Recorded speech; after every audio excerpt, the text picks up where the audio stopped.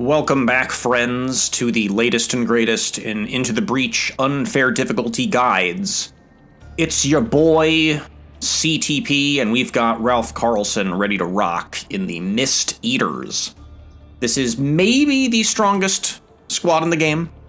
We've got the Thruster Mech, which is a Brute class mech that can fly with 3 HP, base 4 movement.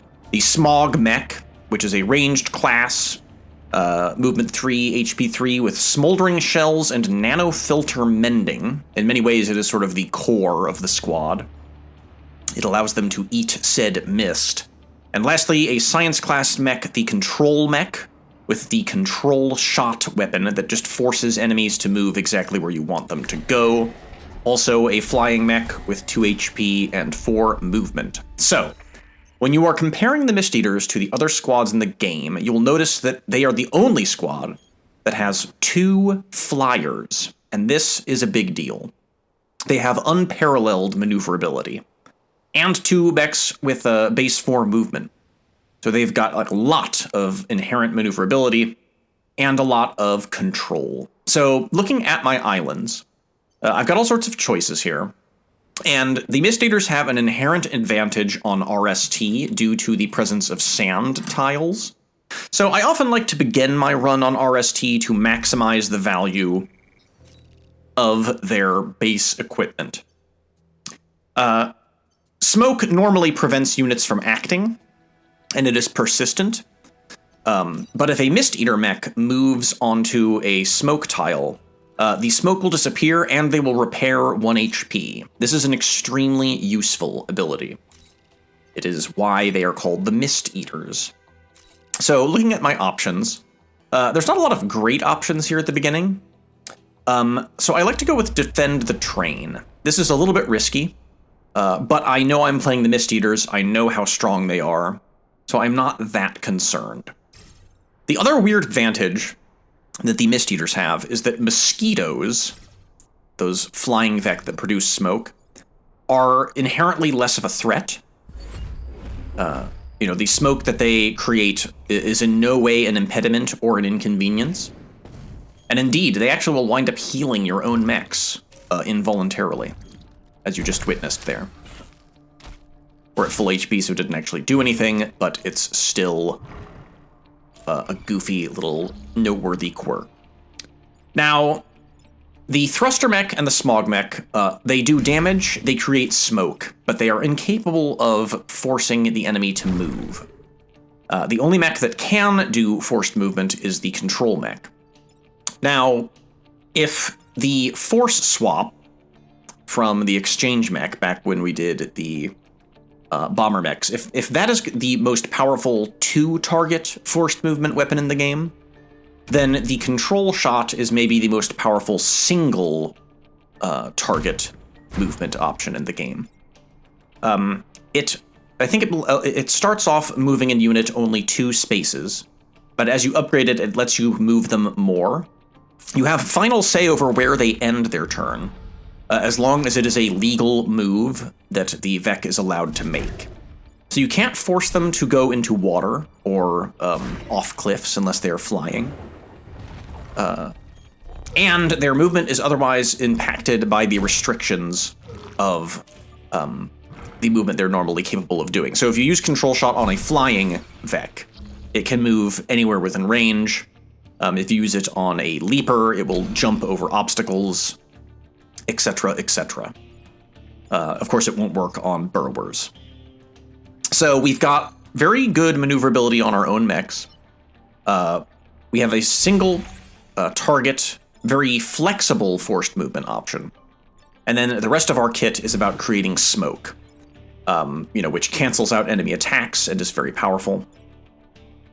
The Smog Mech's weapon, I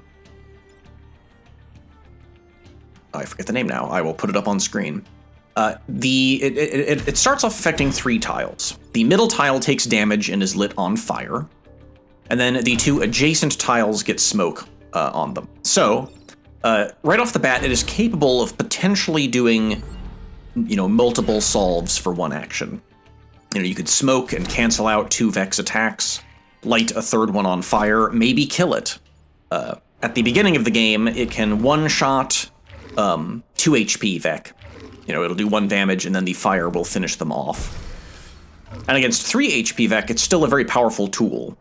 You know, if you can otherwise deal with the threat that they pose, then they will be on fire with 1 HP and will no longer be of concern on the next turn. So, you know, this is me discussing the base capabilities of the squad, and as you can see, I've been handling the threats posed to the train mission with relative efficiency. You know, you want to keep an eye out for which Vec you can cancel their attacks with smoke, hopefully getting a 2-for-1 with the smog mech. And then those Vec that you can't deal with smoke or damage are the ones that you want to target with the control mech. You want to move them, and similar to the steel judoka, you can set up friendly fire with relative ease. I was lucky to get the time pod on the first mission, and I get the fracturing shells. Now, the thruster mech does self-damage, which can be a little bit problematic. As long as it moves into smoke, it will heal said self-damage with relative ease. But it's nice to have a backup weapon on the thruster mech, and the fracturing shells are a somewhat unusual weapon that I don't use that often. So I was kind of happy to get them and be able to showcase them on this run. They don't start off especially useful, but I do wind up getting quite a bit of value out of the fracturing shells. So our next mission is a simple take less than 3 grid damage. I did like the look of this map. It's covered in sand, which means we're going to be probably seeing a lot of smoke tiles. But otherwise, it's relatively nice and open. We should be in a good position to wrangle the Vec.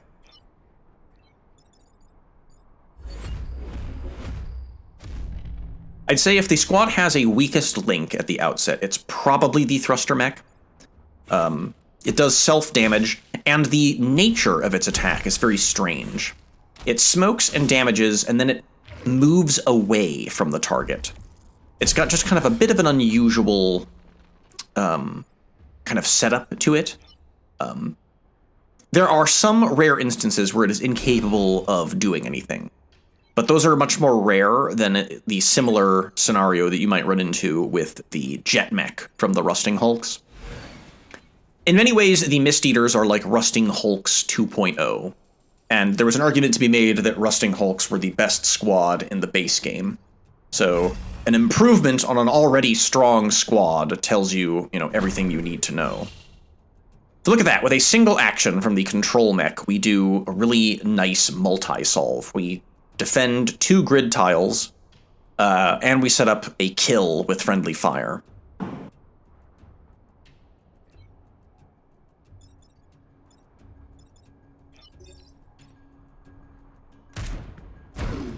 And we've set that gastropod up for future irrelevance. We don't have to worry about it anymore. It will burn to death completely on its own. Unless the soldier scion spawns, then it'll get a bonus HP. I was a little bit worried when the lightning struck that mountain on G7. And look, just what I was worried about. The soldier scion arrives. If a mosquito or a leaper went into that tile, I would have extremely limited ability to do anything about it. If I lobbed a smoldering shell from E8, I'd be able to smoke that tile. Fortunately, I did not have to worry about it just yet.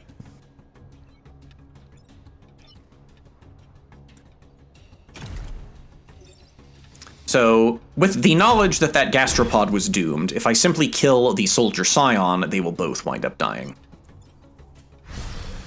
The control mech, meanwhile, can solve that problem, and then the thruster mech just needs to get out of harm's way. Fortunately, I can move right into some smoke and heal the self-damage. Beautiful.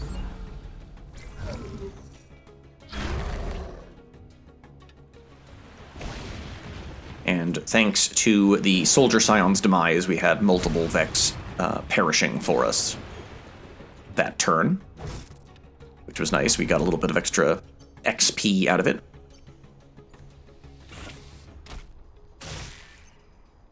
The control mech really likes missions that have instant death. Specifically missions like this, because it is a legal place for a Vec to move. Like I said, you can't force something to walk into water unless it's a flyer, but you can force them to move into, where lightning will strike, where the volcanic island, lava will flow, or the rocks will fall out of the volcano. Any of those kinds of situations, the control mech shines. Meanwhile, the thruster mech and the smog mech, they are your damage dealers, but they're also very good at control, canceling out problematic attacks. Ideally, you want your battlefield to start looking how it's looking right now. Smoke all over the place, fire all over the place. You want your battlefields to be a very hostile environment for the enemy. Remember, they will not willingly move onto tiles that have smoke or fire unless they have no other choice. So not only are you canceling out immediate problems, you are hopefully setting up the board to limit the enemy's options. So you can, with this in mind, you can begin to understand the power of this squad. Now, there's some other interesting tricks to the control shot. And over the course of this playthrough, I don't think I showcase all of them, because I didn't really have the need to. But this is a little pro tip for you. The control shot doesn't just work on the enemy. It works on any unit that can move. So that includes your own mechs. It includes friendly, like NPC units. The jeeps on Detritus. The tanks. Now, it might not be able to work on the jeeps. Don't quote me on that. But because the jeeps have to move using a special action. But, the friendly tanks, like the ice tank or the acid tank, they can completely move on their own, which means the control shot can give them sort of a bonus move. Usually it's better to force the Vec to move, but, it's an option you should keep in mind. So, looking at the options available to me now, I was sad to see there was no Defend the Terraformer. But there's some other potentially useful hopefuls here. Dust Bowl, kill 7 enemies, can be risky. The Mist Eaters are not necessarily the most lethal squad, especially at the beginning of the game, but I saw we had the decoy buildings on this mission. So I thought that would help me get those bonus kills in. Mop things up a little bit.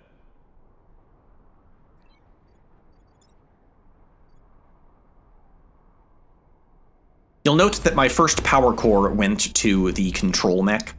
For a single power core upgrade, you get 1 more movement. It lets you move, I think, up to 3 tiles. And that's a pretty big deal. It opens up a lot of options for the control mech. And here this made me smile. I don't think I've ever seen this before. We had the decoy building able to destroy 4 Vec all at once. Beautiful. You could not have asked for better RNG there. So really, we just need to focus now on setting up for future kills. I actually don't want to block this spawn. We need to get at least 3 more enemies on the board.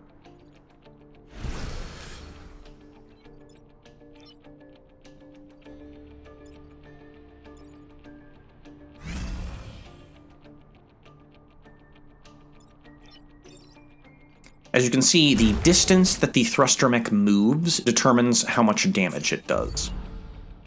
Its upgrades to the weapon increase that distance, allowing it to do 3, eventually maxing out at 4 damage.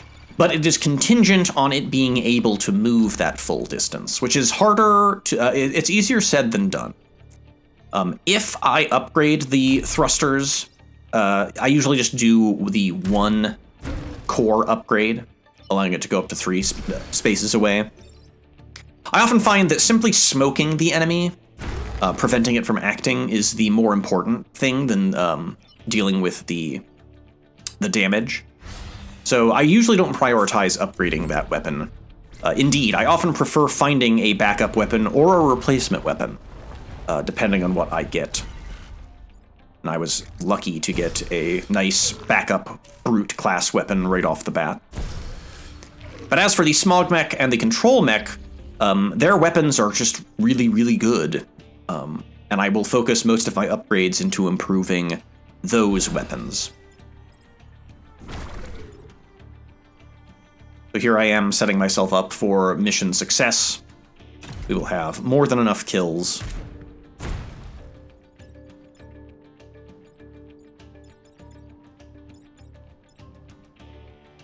And we will be in good shape for our Perfect Island reward. Assuming the rest of everything goes well.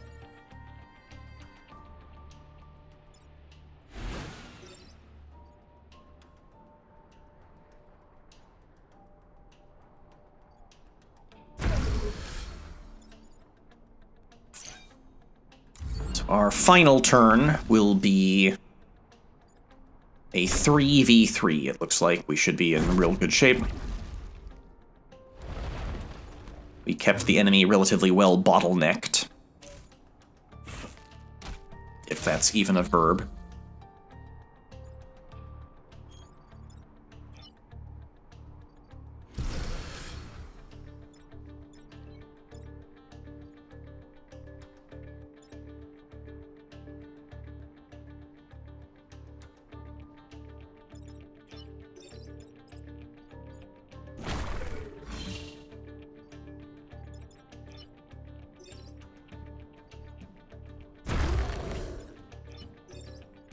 And we're getting a little bit fancy, a little bit goofy here at the final turn. Squeezing out a little bit of extra XP. But that'll be mission accomplished. And we've got, I think, one more mission before the boss fight. Ralph gets their first level up and gets Technician, which I was very happy to see. That's a good choice for the Thruster Mech. So now the threat of that self-damage is even further trivialized. Seems like Ralph has found his forever home. Now, I saw on the Thunderbolt Grid mission that we have a Sandstorm modifier. And that is very strong for the Mist Eaters. But for whatever reason, I felt more confident going for Defend the Earth Mover. I think because I was actually greedy for more reputation rather than bumping my grid defense. That's not always the best decision, but, you know, the Mist Eaters are very strong, so sometimes you can be rewarded for greed.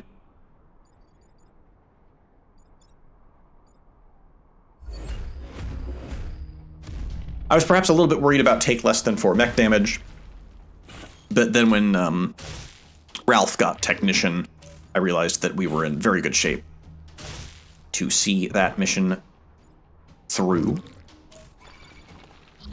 Now, this first turn is a little bit tricky. The grid isn't being threatened at all, but we've got 3 threats to the Earth Mover, and the Thruster Mech has been restrained. Now, I think what I wind up doing, and this took me a while to see, is when you consider the enemy initiative,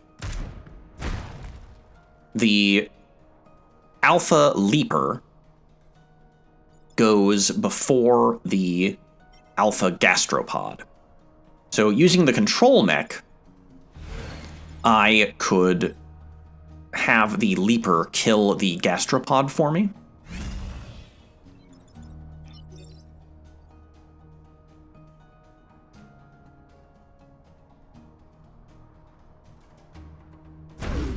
There we go. And that will be a perfect solve. Even with the Soldier Scion providing a bonus HP, the Alpha Leaper's attack is extremely dangerous. It's the most damaging non-boss attack in the game. From an enemy, mind you.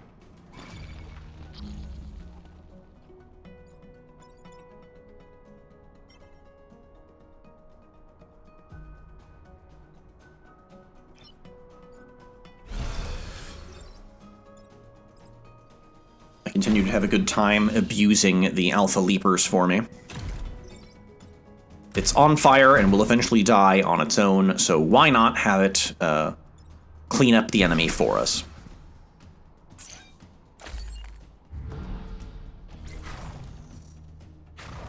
Then the combination of Technician from Ralph with the healing ability from Nanofilter Mending will make the Thruster Mech remarkably resilient.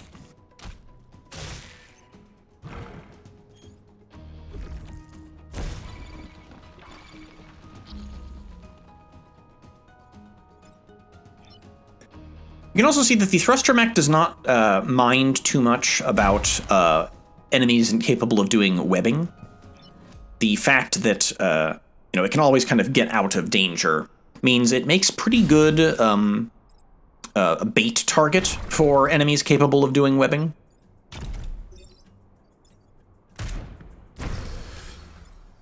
That's a good example of sometimes when the Smog Mech has nothing better to do, you can use it to just heal your allies.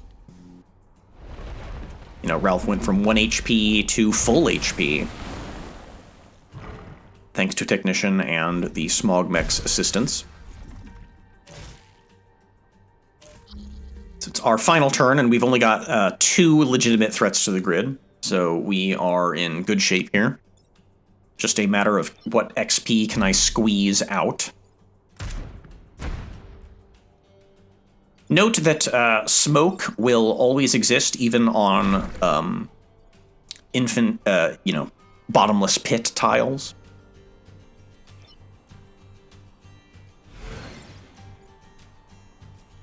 There I'm using the Fracturing Shells to get a little cheeky bonus XP for Ralph. The Fracturing Shells are interesting. They're a direct fire weapon, and they do not damage where they strike. Instead, they do 1 damage and a push to all adjacent tiles except for the tile where the projectile came from. It's a T shape. So we've got the boss fight for the island, the Crab Leader.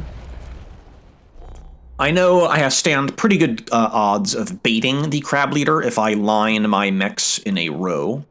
So I do that in the hopes of not having to worry about the Crab Leader, and instead just focusing on its backup dancers for the first turn. That's in general a good strategy when we come to boss fights. You know, if you can get rid of its backup dancers, you'll be getting reinforcements, but they'll be delayed a turn. And hopefully in the intervening time, you can really focus fire, Alpha Strike the boss Vec. So we do indeed have 3 threats to the grid, which is a little bit irritating. And I think my first instinct was to fire the Smoldering Shells on the Mosquito on G3. The smoke would cancel out the Alpha Mosquito, and then I was thinking that the smoke or the sand tile would then produce smoke on its own and cancel out both their attacks. This was a mistake. The fire will take priority. So the Mosquito will take a damage, be lit on fire, and then thanks to the Soldier Scion, it will still be alive, and thus will still be threatening the grid. And I think this means I will be doing a temporal reset once I realize this. So we might skip forward a little bit here until post-temporal reset. Okay, so we're resetting. I have to find a better solution for the Mosquito problem.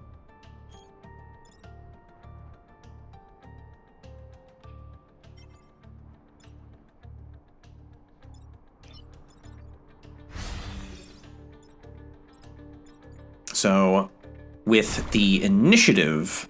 Oh, no, it's not about initiative. It's just 2 for 1-ing here. That's the power of the control mech. Move 1 to cancel out an attack, and then move it so that it body blocks another attack. A clean 2 for 1. And then we can simply smoke the other Mosquito, which leaves the thruster mech free to do what it will, and I decide to just get some damage on the boss. That's a much stronger first turn.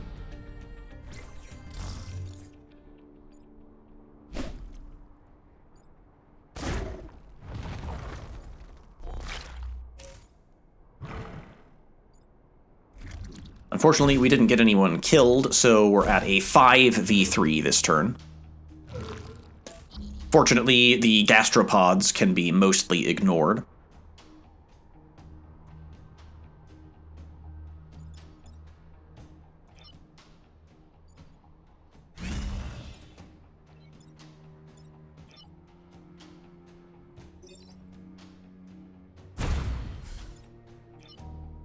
So my two smoke-producing mechs, once again, can wrangle the mosquitoes with ease. And then it's just a matter of using the control mech to cancel out the crab attack and set it up for friendly fire. Beautiful. The control mech is truly a useful unit. I think I prefer the overall just insanity that is the swamp mech. Or rather, the exchange mech from bomber mechs. But the control mech is, it's real good. The fact that it can fly, it's got really good speed. You can usually place it where you want it to be, and then just the sheer control you have is just about unprecedented. So it's our final turn. We've got 3 threats to the grid. A little bit tricky.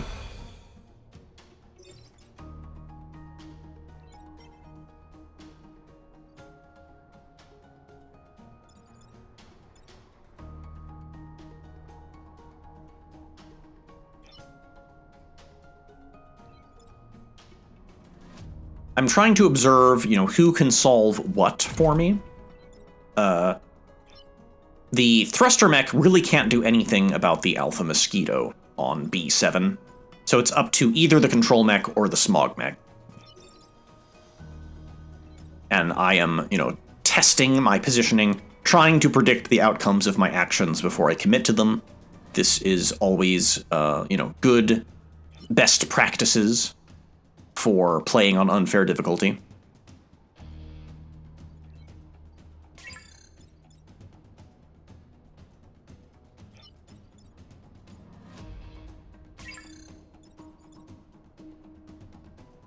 Looks like I reconsider my actions with the control mech. I think maybe the smog mech is the one that needs to handle the alpha mosquito. And then control mech can do some blocking, and here's a really cool maneuver. Because bosses do not die in water, is a legal movement target for them. And when they're in water, it cancels out their attacks. So another beautiful 2-for-1 from the control mech, and we will be in the clear. The thruster mech is free to do whatever it wants. And the mission is accomplished. The alpha gastropod will destroy the crab leader for us. I just reposition the thruster mech to be a little bit more in the center of the board. And the gastropod will destroy the scion for us. Beautiful. The only downside is we'll be getting a little bit less XP for the demise of the crab leader. But that's fine.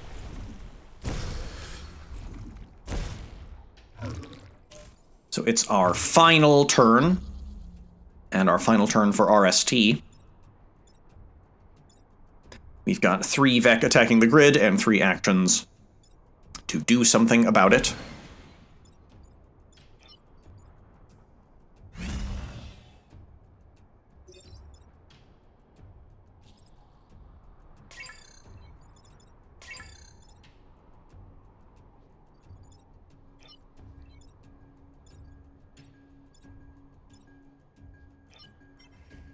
I was seeing if I could get a little bit fancy, have the enemy, take each other out for me, get a little bit more XP going. But I didn't see things aligning very well for me in the end. And sometimes you don't want to get fancy, sometimes you just want to keep things under control. And in the end, we still will be able to wipe out that alpha mosquito. So we're calling that a W. So this is just the beginning of our little showcase here of the capabilities of the Mist Eaters. We've got another level up from our pilots.